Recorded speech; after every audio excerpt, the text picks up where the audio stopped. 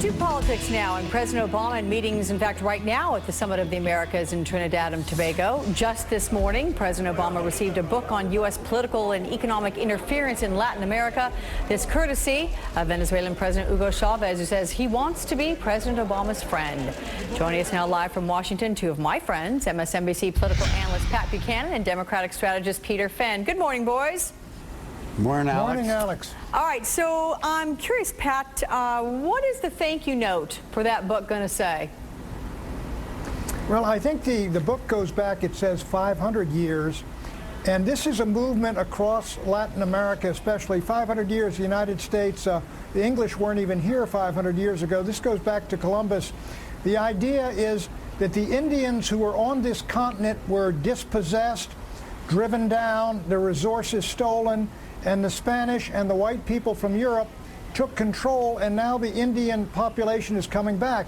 Evo Morales works this theme down in Bolivia, which is virtually coming apart.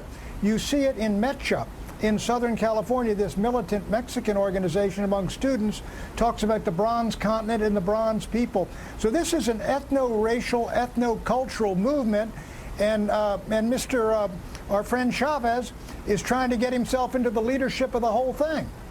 So that's what this is. It's a publicity stunt for himself. I mean, is that what you think that's about? Well, certainly it's always that. Chavez is always about that. But there is a message behind this thing when he says, what was it, the veins of Latin America have been open for 500 years. He's talking about the European race coming over and taking over this continent, and he's trying to appeal to all these Indian tribes and populations, which are still very dominant in parts of Latin America, Central America, and even Mexico in this hemisphere. Huh. Peter, how's all this going to play out in the U.S.? The tone, the description that Pat is so kindly providing for us about this book, the history of it, that and President Obama embracing a guy who certainly has never been too kind to the United States. Well, I think embracing may be a little too strong a word, Alex, but, here's what's going on right now, I think. Whether it's Castro in Cuba or a book that goes back 500 years, that these are old ideas, they're old approaches. We need a new approach to Latin America and South America. This is less about the past, as Barack Obama said, and more about the future.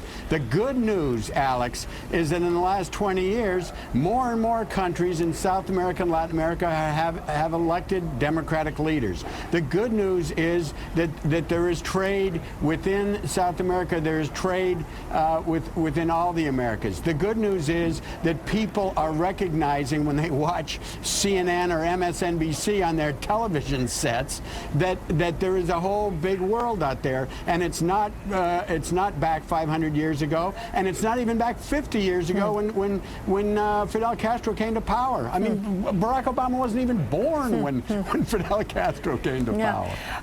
Pat, do you think that conservatives are going to latch on to this picture? And it should be pointed out that particularly with regard to this book, it's not as if Barack Obama went out soliciting this book. He sat there at the table and he's yeah, what's coming around the corner here? I mean, he didn't know. All right, this isn't Barack Obama's fault. I saw him go over there on our pictures and hand the book to him, and Barack Obama did exactly what he should have done. He stood up. He's gracious. It's the head of state. I mean, the King of Spain had to tell the guy to shut up and sit down a couple of years ago, and was very popular for it. But I will say this. Chavez, because of his money, he is the head of a group of nations down there, which would include Cuba. Ortega's now in power of Nicaragua, certainly Evo Morales in Bolivia, and the new leader of Ecuador, who are all very radicalized, and even to the left of Brazil, which was run by Lula, a very popular figure up until the crash. And Latin America is moving really more to the left of where it was, say, in John F. Kennedy's times and other times. So that's what Barack Obama's got to deal with. It is not his fault. That's what's sitting on his plate.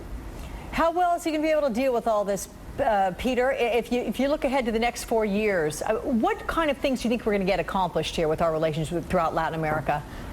Well, obviously, I think the important thing is to improve the lives of people economically, to do so in a way where the United States is not viewed as the great villain to the north, but rather as a partner, that the interdependence between nations is recognized.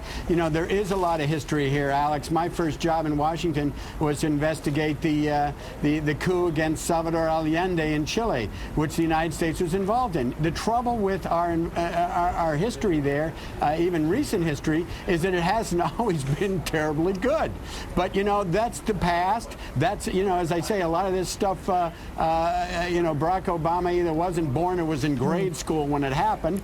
And what he's trying to do is say, listen, I'm not interested in looking back so much as I am looking forward. That's the major thrust of this conference. And I'm looking forward to having the two of you in the back half of the hour. How'd you like that?